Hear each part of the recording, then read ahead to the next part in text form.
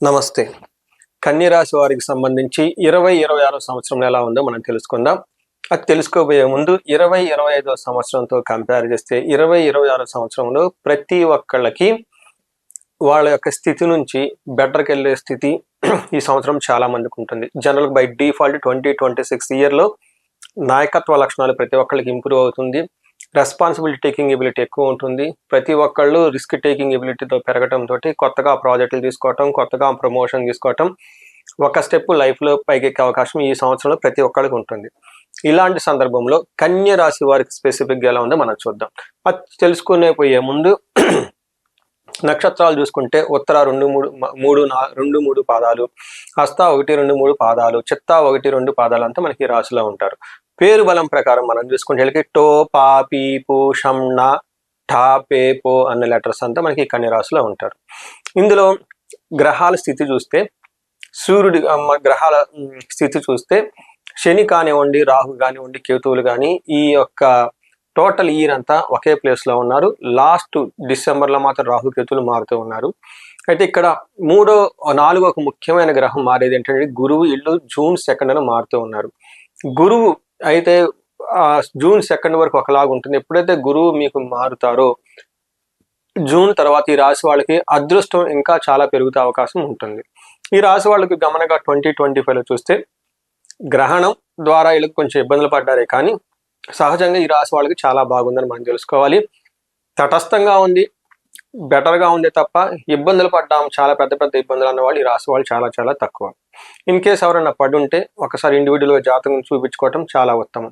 ఈ టైంలో మనం చూసుకుంటే వీళ్ళకి శని గ్రహశీరం బట్టి మనం చూసుకుంటే లఘు గోచారం, సూక్ష్మ గోచారం ప్రకారం చూస్తే శని 7వ ఇంట్లో ఉండి వీళ్ళకి ట్రావెలింగ్ ఎక్కువగా ఉంటుంది.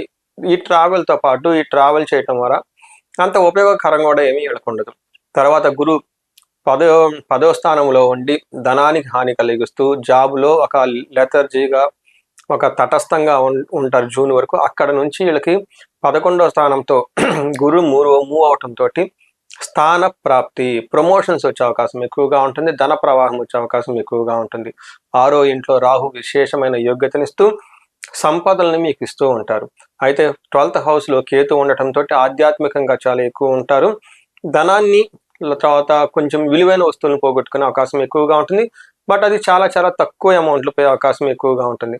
బట్ ఓవరాల్గా కనుక చూసుకుంటే కన్య రాశి వాళ్ళు జూన్ తర్వాత బెస్ట్గా ఉండే రాశుల్లో ఇది ఒక రాశి. ఈ 2026లో టాప్ లెవెల్లో ఉన్న రాశుల్లో కన్య రాశి కూడా ఒకటి వస్తుంది.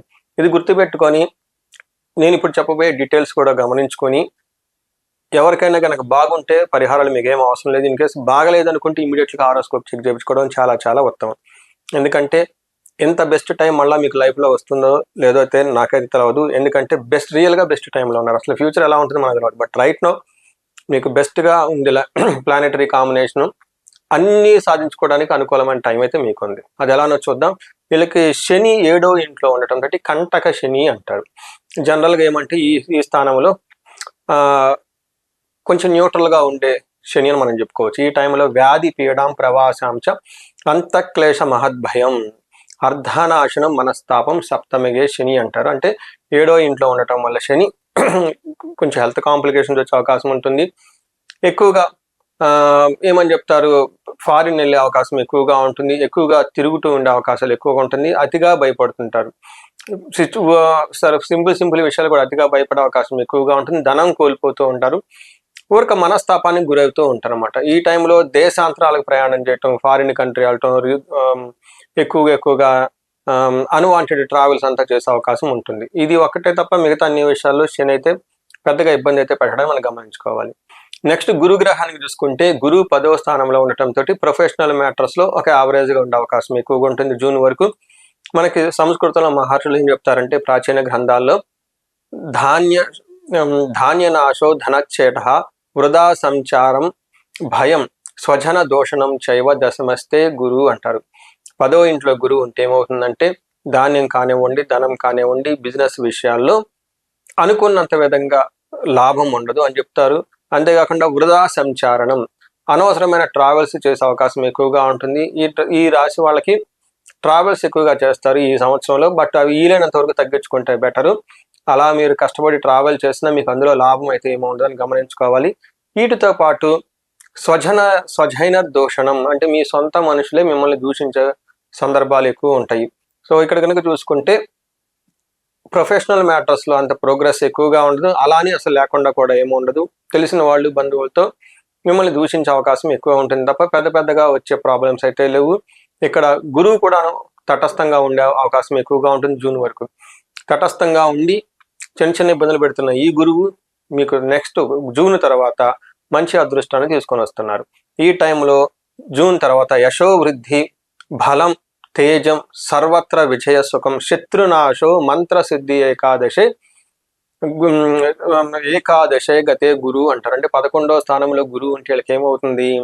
యశోవృద్ధి, కీర్తి ప్రతిష్టలు పెరుగుతూ ఉంటాయి. బలంగా ఉంటారు. తేజస్సు మంచి గ్లోరియస్గా ఉంటుంది. అన్ని పనుల్లో విజయం సాధించుకుంటారు. సర్వత్ర విజయ సుఖం అని చెప్తారు. శత్రునాశ, వీళ్ళకి శత్రువులు అనే వాళ్ళు అయితే ఉండరు. అప్పటిదాకా మిమ్మల్ని ఎవరిని బాధ పెట్టిన శత్రువులు ఆ తర్వాత మీ దగ్గరికి మిమ్మల్ని మీ కనిచూపు మేరలో కూడా వాళ్ళు ఉండరు. మంత్రసిద్ధి, ఆ తర్వాత 1 year వరకు మీరు ఎలాంటి వ్రతం చేసినా, నోమం చేసినా, అయ్యప్ప మాలు వేసుకున్న, దీక్షలు పట్టుకున్న, ఏ చిన్న స్తోత్రం చదివినా ఆ మంత్రం అనేది మీకు ఈజీగా సిద్ధించి చక్కగా రిజల్ట్ వచ్చే ఒక బెస్ట్ టైంలో ఈ రాశి వాళ్ళు ఉన్నారు. తర్వాత మీరు చూసుకుంటే వీళ్ళకి రాహు 6వ ఇంట్లో ఉండటంతో ఇది అగైన్ విశేషమైన లాభాన్ని ఇస్తుంది, మంచి ఫలితాన్ని ఇస్తుంది. 6వ ఇంట్లో రాహు ఉంటే ఏమవుతుందంటే ధైర్య బుద్ధి, వీర్య వృద్ధి, రిపునాశనం, సదాశుభం, గౌర్భూమి, మిశ్రతృణాలాభం, రిపో స్థానగతే ఫణి అంటారు. అంటే ఈ టైంలో మనకి ఎలా ఉంటుందంటే ధైర్య బుద్ధి, వీళ్ళకి ఇంట్యూషన్ చాలా స్ట్రాంగ్గా ఉంటుంది, చాలా కాన్ఫిడెంట్గా ఉంటారు, రిస్క్ టేకింగ్ ఎబిలిటీస్ పెరుగుతూ ఉంటాయి, శత్రువులపై విజయం సాధిస్తారు. శత్రువుల కారణంగా భూ లాభ ప్రాప్తి. చూడండి, చాలా చాలా వెరీ ఇంట్రెస్టింగ్. ఈ రాశి వాళ్ళకి శత్రువులే సరెండర్, దాసోహం అనుకొని వాళ్ళ ద్వారా మీకు లాభాలు వచ్చే అవకాశం చాలా ఎక్కువగా ఉంటుంది. చూడండి ఎంత బాగుంది ఈ రాశి వాళ్ళకి. సో ఈ రాశి వాళ్ళకి గ్రహాల ప్రకారంగా అంతా బాగుందని మనం తెలుసుకున్నాం. ఇప్పుడు నక్షత్రం ప్రకారం చూసుకుంటే ఎలా ఉంటుందో, ఉత్తర ఫాల్గుని, హస్త, చిత్త నక్షత్రాలు ఇందులో ఉంటాయి. ఇందులో ఉత్తర ఫాల్గుని నక్షత్రం వాళ్ళకి రాజసమాన సౌఖ్యం, చాలా లగ్జరియస్గా ఉంటుంది, ధనలాభం ఉంటుంది, సుఖం ఉంటుంది, హెల్త్ అనేది చాలా చాలా సౌఖ్యంగా ఉంటారు. ఇంతకుముందు ఉన్న హెల్త్ ఏదైనా సరిగా లేకుండా ఉంటే ఈ టైంలో వీళ్ళకి మంచి ఆరోగ్యంగా ఉండే అవకాశం ఉంటుంది. ఓవరాల్గా కనుక చూసుకుంటే శని వల్ల భయపడే అవకాశాలు ఎక్కువగా ఉంటుంది. చిన్న చిన్న వాటికి అతిగా భయపడే సందర్భాలు ఉంటుంది. నెక్స్ట్ హస్త నక్షత్రం వాళ్ళకి రాజసమాన సౌఖ్యము, ధనలాభము, చాలా హెల్త్ బాగుంటుంది. అయితే వీళ్ళకి మరణము, భయము రెండు చూపిస్తూ ఉంటుంది.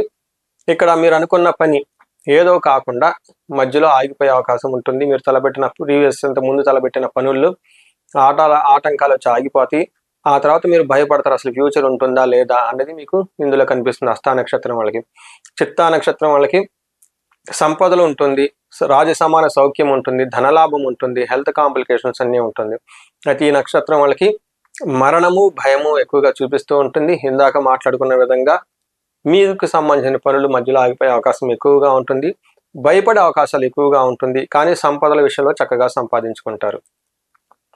సో చూశారు కదండి, ఈ రాశి వాళ్ళకి అన్ని విధాలా చాలా చక్కగా ఉన్న ఒక రాశి ఇది.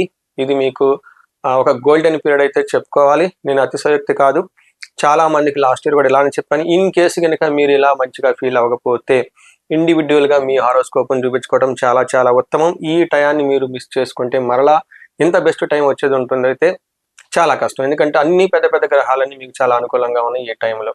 నెక్స్ట్, ఈ రాశి వాళ్ళు ఎవరికైనా స్టాగ్నెంటెడ్గా ఉండి 35-40 years మధ్యలో ఉండి అప్పటిదాకా లైఫ్ ఎదిగి అక్కడ మీకు ఎదగటం లేదు ఈ టైంలో అనుకుంటే సంథింగ్ రాంగ్ మీ ఇండివిజువల్ జాతకంలో చూపించుకోండి. అవి పితృదోషాలు అయి ఉండొచ్చు, కాలసర్ప దోషాలు ఉండొచ్చు, గ్రహ సంబంధించిన ప్రాబ్లమ్స్ అయినా ఉండొచ్చు, లేదంటే దశాభుక్తి సరిగా ఉండకపోవచ్చు. ఇవి చెక్ చేయించుకొని వాటి తగిన పరిహారాలు చేసుకుంటే లైఫ్ 10 ముందుకెళ్ళే అవకాశం ఉంటుంది. భార్యాభర్తల మధ్య అన్యోన్యత గురించి అన్యోన్య దాంపత్య పాశుపత అభిషేకం, విశ్వావసు గంధర్వరాజు హోమము. తర్వాత ఈ రాశి వాళ్ళకి వీళ్ళ బిజినెస్లు 10 ఎదగటానికి లేదా మల్టీ సోర్సెస్ ఆఫ్ ఇన్కమ్ మీకు రావడానికి స్వర్ణలక్ష్మి విశేష హోమం చేయించుకోవటం. తర్వాత ఎవరికైనా హెల్త్ కాంప్లికేషన్స్గా ఉంటే మృత్యుంజయ హోమం చేయించుకోవటం, సంపూర్ణ శాంతి ప్రక్రియలు ఉంటాయి అవన్నీ చేయించుకోవటం. వీటితో పాటు ఇంకా ఎవరికైనా రాహు యొక్క ప్రభావంతో ఫారిన్ వెళ్ళాలి, అబ్రాడ్లో సెటిల్ అవ్వాలి, లేదంటే ఐటీ జాబ్లో మంచి ఉద్యోగం కావాలనుకునే వాళ్ళకి చండీ హోమం, చండీ పారాయణ, రాహు యొక్క సంపూర్ణ శాంతి పూజలు చేయించుకుంటూ ఉంటే చాలా చక్కగా ఉంటుంది. సో ఈ రాశి వాళ్ళకి సహజంగా బాగుంది కాబట్టి ఇంకా 10 బాగుండాలని నేను కోరుకుంటూ 2026లో మీకు అష్టైశ్వర్యాలు కలగాలి, భోగభాగ్యాలు కలగాలని చెప్పేసి నేను కోరుకుంటున్నాను. నమస్తే.